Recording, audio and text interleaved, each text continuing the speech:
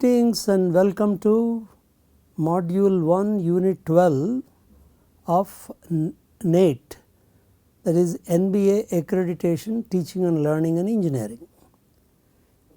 This unit is related to knowledge categories. Previous unit we explored the nature and activities of cognitive levels, including analyze, evaluate and create. The word analyze, you should remember, it requires special attention, is to be used as defined in revised Bloom taxonomy. Most of the engineering courses deal with the cognitive processes remember, understand and apply. Most of the engineering courses deal with cognitive processes remember, understand and apply. This conclusion is made in view of the nature of assessment actually used. Okay. Now, in this unit we will look at the other dimension of revised Bloom taxonomy, namely the knowledge categories. So, here we understand the nature of 4 general categories of knowledge, including factual, conceptual, procedural and metacognitive. Now, the word knowledge is an interesting one. All of us are quite comfortable in using this word knowledge, and we do not have any ambiguity about it until someone asks us to formally define what knowledge means. And the moment you start defining the knowledge, you practically get into the realm of philosophy. For example, the problem of characterizing knowledge is what you call is an enduring question of philosophy and psychology, at least of philosophy for the past few thousand years, and the conclusion is not anywhere near future. So, we have to be satisfied with what we call operational definition of the word knowledge. Now, one of the assumptions that we make, knowledge for our purpose, teaching and learning purpose, is organized and structured by the learner in line with a cognitivist constructivist tradition. We looked at what are the cognitive processes and we say what do you mean by constructivist approach. That is, we are constructing the knowledge or we are creating our own mental model of the external world. And also another assumption we make, knowledge is domain specific and contextualized. Of course, the moment you say if these are violated, what happens, that becomes a philosophical question which we are not going to address right now. So, under these assumptions we now look at the categories of knowledge. There are 4 general categories. General categories means they will be applicable to any discipline, any subject, whether you have engineering or sciences, humanities, social sciences and so on. The general categories include factual, conceptual, procedural and metacognitive. We will explain them in detail presently, and we also take a position, especially when you are talking about engineering programs, that there are categories of knowledge specific to engineering, and these now we consider as fundamental design principles, criteria and specifications, practical constraints and design instrumentalities. We will explore these 4 categories in the next unit. So, let us first concentrate on categories of general categories of knowledge. Now, factual knowledge is fairly easy to understand. That is, basic elements students must know if they are to be acquainted with the discipline or solve any of the problems in it. And this knowledge exists at relatively low level of abstraction. For example, you can use a word like let us say force. So, I should know force represents something, that is all. I need to be familiar with the word force, and I should be able to say force, that word belongs to the discipline of, let us say, mechanics or some mechanical engineering and so on. Now, what are the subtypes of factual knowledge? Factual knowledge of terminology, that is examples like words, numerals, signs and pictures, and knowledge of specific details including descriptive and prescriptive data. There are some numbers associated, we should be familiar with them. Okay. Now, let us look at some samples. Terminology, I am giving mainly from electrical engineering, but I am sure you can find out such terminology from every discipline. Signal to noise ratio, low pass filter, VCVS, CCCS, power factor, etc. These are some terms that are used in the electrical engineering discipline. And what are the specific details? Power supply frequency in India is 50 hertz. Semiconductor devices fail above 120 degrees. Ball grid array packaging can provide for more than 200 input output pins. And TI and analog devices are two semiconductor manufacturers making a wide variety of analog ICs. These are just facts and figures. Now come to the conceptual knowledge. All of us consider concepts are very important, and we generally find that when we ask anybody to define what a concept is, they do have some issues and they require some clarity. I think every teacher should be very clear about what a concept is. The formal definition of a concept is, a concept denotes all the entities, phenomena and or relations in a given category or class by using definitions. It looks complex, and concepts are abstract in that they omit the differences of things in their extension. Now, let us look at these two sentences and try to understand what the concept is.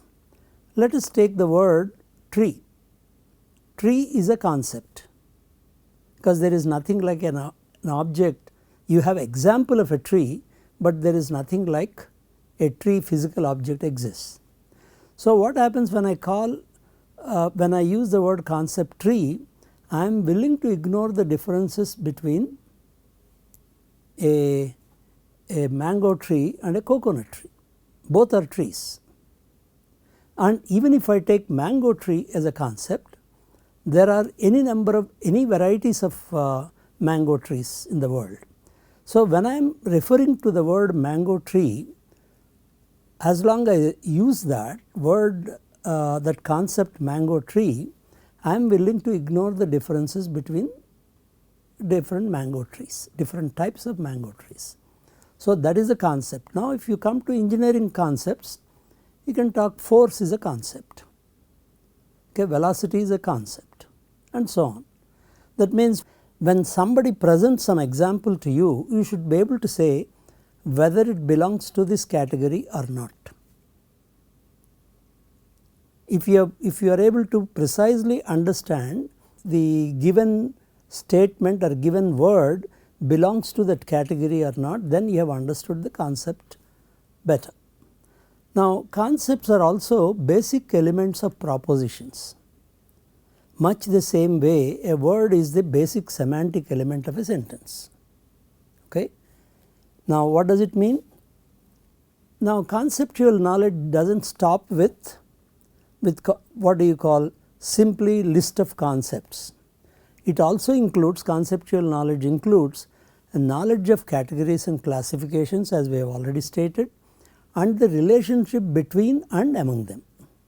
And even above, like schemas, mental models or implicit or explicit theories they all belong to the category of conceptual knowledge. What do schemas, models and theories represent? For example, how a particular subject matter is organized or structured. The way, for example, civil engineering subjects are organized or within that a what do you call subject matter of fluid systems is organized may be very different the way geotechnical systems are organized. So, the kind of models, the kind of constraints under which a subject matter is structured or organized is also conceptual knowledge. And how the different parts or bits of information are interconnected and interrelated in a more systematic manner, because every subject has some different bits of information, but how do you connect them? That is also that belongs to this category of schemas, models and theories, and how these parts function together. These all are included in the conceptual knowledge. Now, take something like this: samples of conceptual knowledge, force, acceleration, velocity, mass, voltage, current, temperature, entropy, stress and strain. Then I can go a little further and say a what you call signal to noise ratio, which you have given as example under factual knowledge, is also a concept. Okay. So, you have a whole bunch of these words. I think every one of you can make a list of these words representing concepts in your specific discipline. Now, when you come to Kirchhoff's laws, it is now trying to relate a relationship under some constraints between voltages and currents. So, now you are relating two concepts or two or more concepts into a single statement. If you talk about Newton's one law of motion, F equal to ma. F is force, m is mass, then a is acceleration, three different concepts, and a law now, Newton's law says force equal to acceleration into mass. So, that becomes, you can say, either a law or principle. Similarly, laws of thermodynamics, these are all samples of conceptual knowledge. Now, coming to procedural knowledge is the knowledge of how to do something. It often takes the form of a series of or sequence of steps to be followed.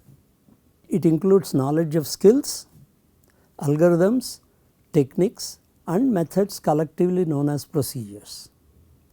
For example, you want a student in a workshop to turn a particular metal object into turn it into a certain dimension. For example, it requires certain series of steps and also certain skills as well. So, that is a procedural knowledge. Let me go back a little bit. There is a sequence of steps represents a procedure. So, I can ask the student to go through the series of steps. So, it is very clear, the sequence of steps are very clear and the student goes through those steps. Every step demands a certain either calculations or doing something in that step. It is like an algorithm. But you also require the knowledge, what procedure do I apply in a given context? That is also procedural knowledge. And this procedural knowledge again is specific or germane to particular subject matter or academic disciplines. See, you follow a certain procedure to arrive at or to determine something, but then that procedure may not be applicable in some other discipline. So, they are all, most of this procedural knowledge is also subject specific. Now, samples of procedural knowledge, if you look at solving a first order differential equation, solving a matrix differential equation, preparing a truth table from a logic expression, drawing a Bode plot or designing a filter as per specifications. All of them involve certain procedures. And also the knowledge what procedure to be applied in what context. That is also procedural knowledge. Now comes a little more difficult one. There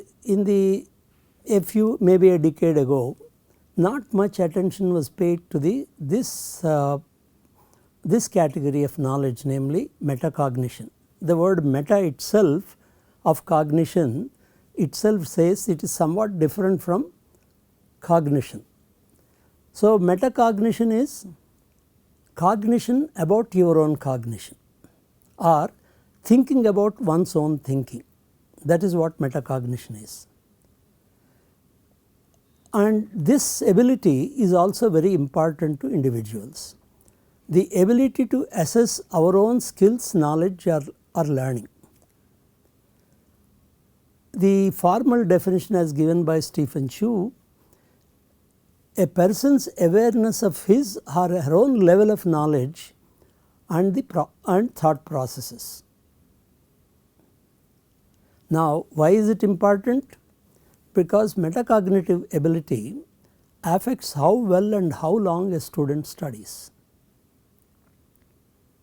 That is, if some student says, yes, I am not that capable, I need more time to understand something, solve problems, then if student understands his metacognitive ability like that, he will spend more time to study.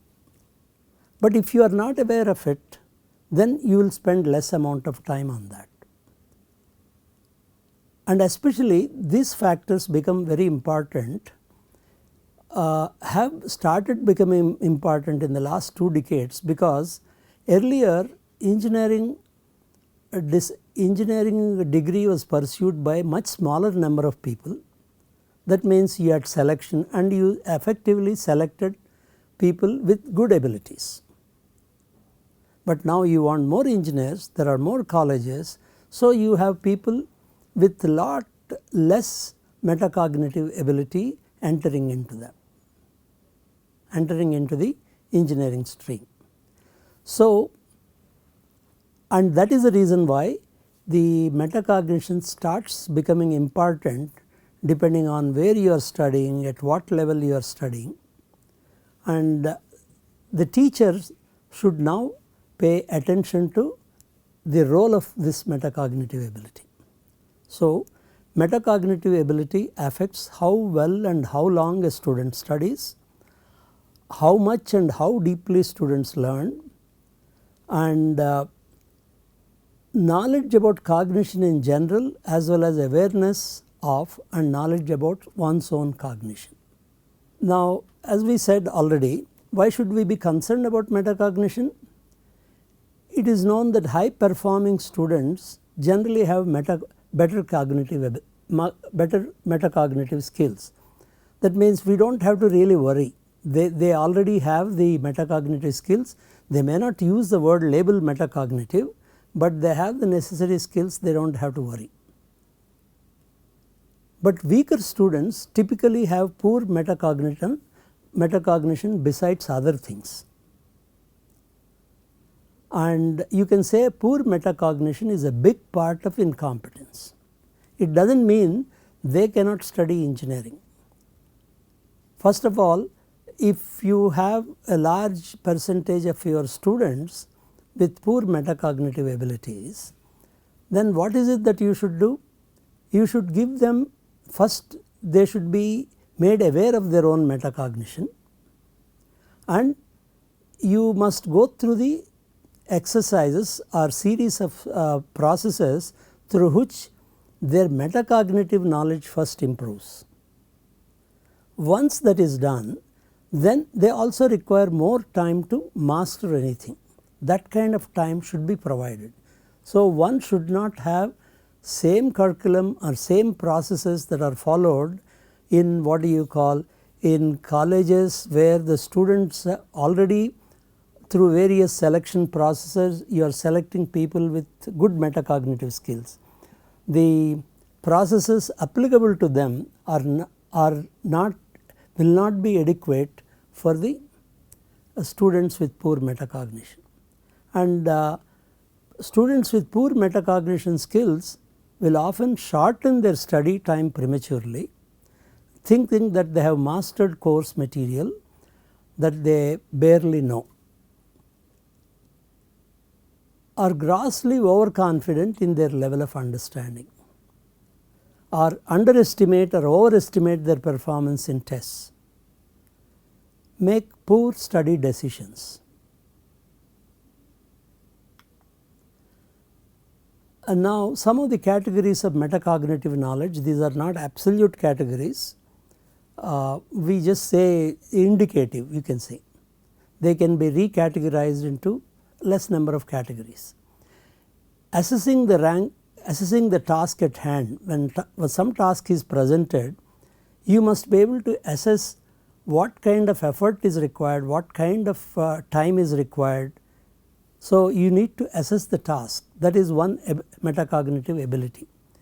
Evaluating one's own strengths and weaknesses, that means students should be able to say, when something is presented to you, I need, let us say, 2 hours of work to understand this, or maybe I require 5 hours of study to understand this task. So, one should be able to evaluate one's own strengths and weakness. Very smart students, what is smartness actually? People with very high IQ, they are able to come to conclusion when something is presented to them very fast. So, a student with high IQ will know his own strengths. He may not know much of his weaknesses though. Anyway, we will not be getting into that level of detail. Another category is planning an appropriate approach, or applying strategies and monitoring one's own performance. Ability to monitor your own performance is also metacognitive knowledge. Reflecting and adjusting one's own approach, that is, having monitored, this is where you are, but you are far from your goal. So, you should be able to reflect on that and keep adjusting your own approaches. Beliefs about intelligence and learning, these are all categories of metacognitive knowledge. In summary about metacognition, metacognition can increase student engagement. This we found out even from our own experiences by conducting systematic studies. If students are willing to subject themselves to this, and once you improve their metacognition, their performance in the subjects significantly improves. But they have to go through the process of finding out about their own metacognitive abilities. So, metacognition has the potential to empower students to take charge of their own learning and to increase the meaningfulness of students' learning. So, especially colleges who take students with whether you call lower or higher ranks or poor ranks of CET, those programs should pay, in my opinion, attention to the training students in metacognition. Now, broadly, this is the one that captures. Here we are talking about learning, teaching and assessment have domains including, we have already mentioned, cognitive domain, affective domain, psychomotor domain. We will come to them presently in another unit. And as per revised Bloom's taxonomy, has 2 dimensions. One is cognitive processes, the other is knowledge categories. Right now we are looking at general categories, and these cognitive processes are remember, understand, apply, analyze, evaluate and create, and the 4 categories of knowledge are factual, conceptual, procedural and metacognitive. When learning, you are not dealing with knowledge elements belonging to only one category. That should be very clear. One may be dealing with factual knowledge elements only, or one may be dealing with factual, conceptual and metacognitive elements, or you may be dealing with all the 4 elements. The only aspect is, while the learner may not be directly dealing with metacognitive elements, the instructor has to deal with metacognitive aspects in designing instruction. If teacher wants to be really effective in facilitating his students to learn, he has to pay attention to metacognition aspects of learning.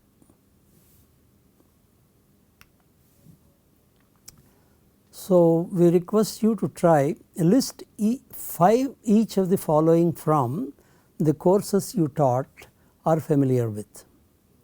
That is, try to list 5 factual knowledge elements. It should be very easy. And similarly, list 5 concepts or 5 principles or 5 procedures. And separately, we request you to list 2 metacognitive issues from the courses you taught or familiar with. And we will thank you if you can share those results of the exercises with us. And in the next unit, we will try to understand the nature of engineering knowledge. And thank you for your attention.